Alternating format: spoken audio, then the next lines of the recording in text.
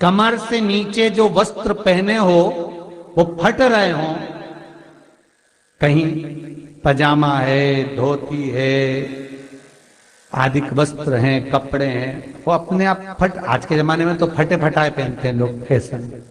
उसकी गारंटी नहीं है, उसका हम वर्णन नहीं कर, हम जब पहनते हम समझ जाते हैं इसको शनि तो ऑलरेडी लगा ही हुआ। जब उनका घुटना घुटनी सब फटा हुआ दिखता है तो उसमें लग जाता है कि शनि पहले से लग गया बापड़ा, उनके पहने से तो मालूम पड़े। शनि का नियम है, शनि कथा कहती है पांव की चप्पल बार बार टूट रही हो, घिस गई हो, बद्दी टूट रही हो, कुछ कर रही हो, और अगर कमर से नीचे जो वस्त्र पहने हो वो अपने आप फट रहे हो, समझ लेना कि शनि पांव से प्रवेश कर रहा, मतलब अपनी प्रखरता शनि दिखा रहा। किसी मंदिर में गए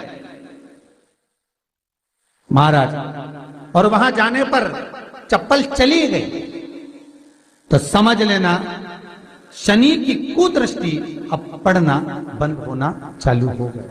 कितना सुंदर कहा है महाराज। जूता चप्पल आज के जमाने में तो फैशन हो गई साहब, घर की चप्पल अलग होती है, बाहर की चप्पल अलग होती है। लोग घर में चप्पल किचन तक में पहन के जाते हैं, कष्ट तकलीफ चालू हो जाती है।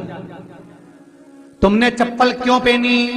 ठंड नहीं बैठ जाए, रोग नहीं बैठ जाए, घर के अंदर उतना बढ़ गया। एक कालीन बिछा दो, एक दरी बिछा दो, मोटा आसन बिछा दो जिस पर तुम चल लो। जरूरी है कि कई कई लोगों को तो हमने ये भी देखा कि कालीन पर भी चप्पल पहन के चलते पर फिर कुंडल और नगीना क्या, हरि नाम नहीं तो जीना। अभी भी सुधर जाओ रे, अभी भी सुधर जाओ, नहीं सुधरो तो सिधर जाओ रे, या तो सुधरो नहीं तो सिद्धरो, थोड़ा सुधरो।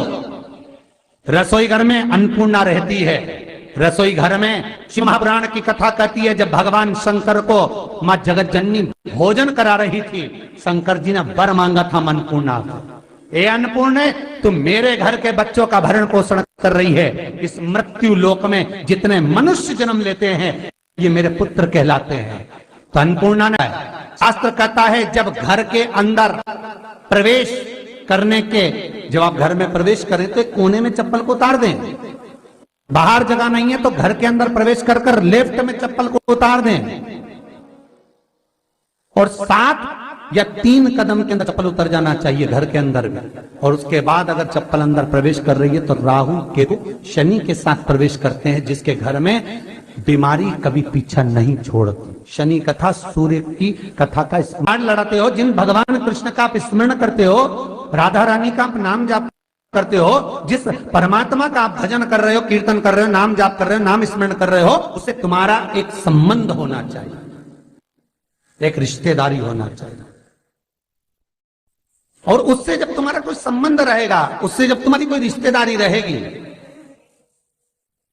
तो उस रिश्तेदारी में जैसे ही आपके प्राण छूटे और छूटते से ही आप जब गए तो जाते ही आप कहोगे कि कृष्ण से मेरा ये संबंध है, वो मेरा पुत्र, वो मेरा भाई, वो मेरा बेटा, वो मेरा सगा, वो मेरा रिश्तेदार, वो मेरा कुटुंबी, वो मेरा पुत्र।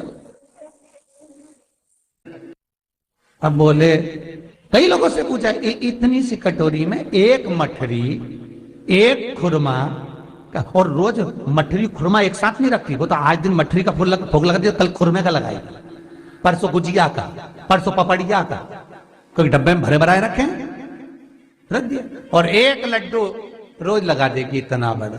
तो पूछा इतना सा लड्डू और इतने सारे भगवान कैसे खाते होंगे? तो क्या भाव से। तो हमने